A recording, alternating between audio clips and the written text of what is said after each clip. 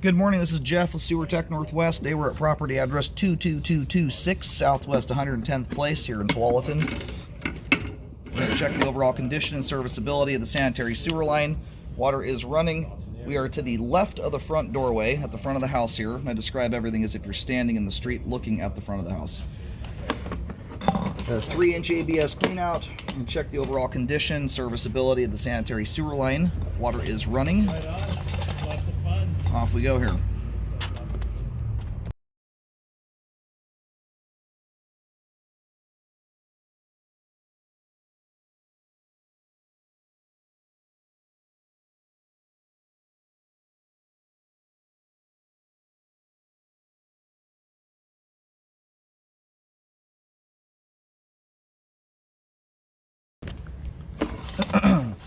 Now you can pat your mom and dad on the back. They did a good job keeping their cooking oil and grease out of the line.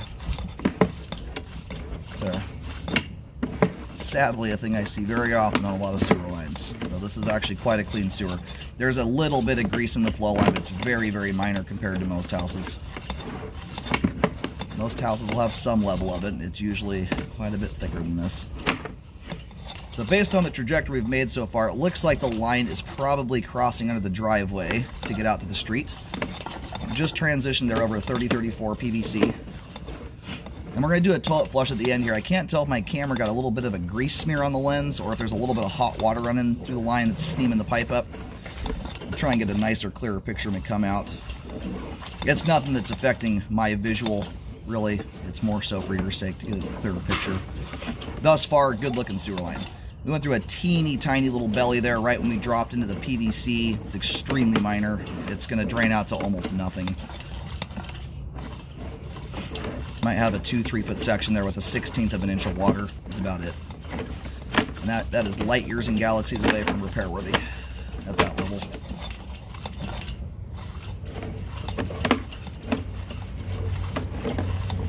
Probably notice a little bit thicker grease buildup out the further out we go here, which is pretty common. The further and further that water travels with the debris, the colder it gets and the more you'll get stuff hardening up as it makes its way out there. And there's the main there. We have another spot of standing water once we get way out in the roadway. Not that that is concerning anyway at those distances. You can have substantial bellies at 100 feet out. I mean, you'd have to abuse this thing like you can't believe to get a blockage out of that and a backup especially. But to boot, in this part of town, city takes responsibility for the line at the right-of-way. At least last I checked, it still is that way. So, not a concern from any angle, really. Not something I recommend fixing, but it's also not something that's in your responsibility either. Anyway, we're going to let the line drain out for a moment while we go locate. I've located the camera head successfully. Line terminates on Southwest 110th Place.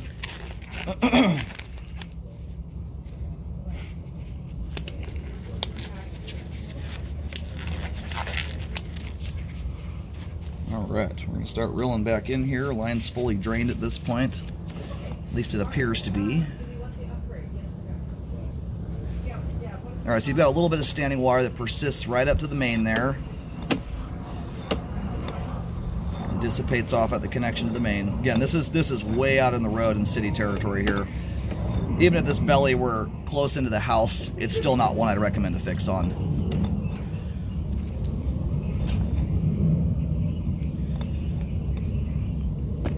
Runs from about 95 to 103 feet. You've got an inch of water at its worst point. That's only for a portion of it, and again, not a significant belly to begin with, even if it's close into the house. Been doing this 13 years. I've cambered about 24,000 lines. Bellies in plastic pipe, even when they get up to the substantial level, or what you would call substantial, where you've got inches and inches of water, still very rarely back up and cause problems unless the homeowner is helping it along a great deal by putting wipes, grease, paper towels, things like that down the line.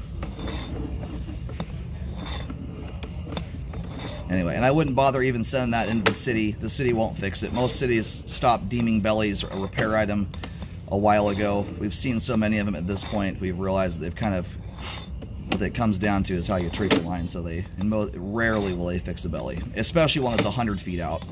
If you can imagine a blockage even forming at 95 feet, you have to fill up a humongous amount of pipe to get back to the house. The amount of head pressure sitting against that blockage after that point is immense.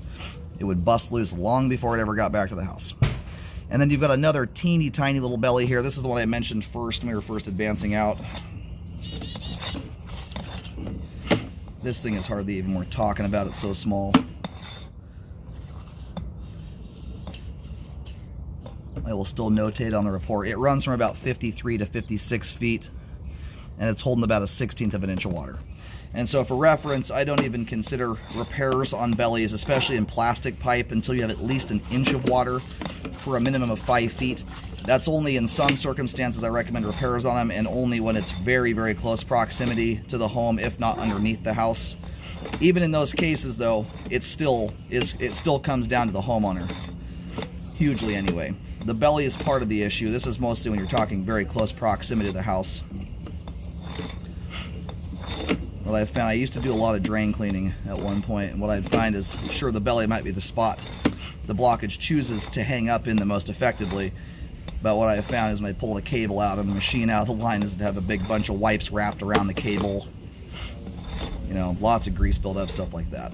So, neither of those bellies are significant enough, in my opinion, to warrant repairs, not by a long shot.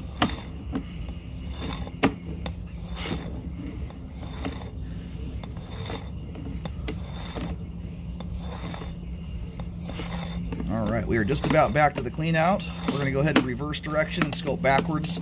We have good flow all the way to the main lateral, from the clean out to the main. All the pipe we just scoped there is in good condition, and quite a clean sewer line on top of that.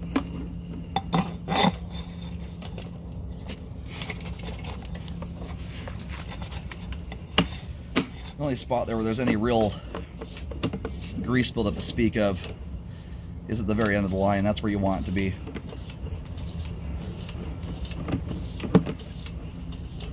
Alright, we are now back within the home. We're starting to pick up fixtures here. We're going to go ahead and reel out the pipe between the clean out and the house, also in good condition and has good flow. And everything beyond that point is all exposed piping in the crawl space. The home inspector will check that stuff for leaks. That's pipe you can see with your eyeballs. You don't need a camera for it. Anyway, good looking sewer line, especially for a line that's pushing over 100 feet.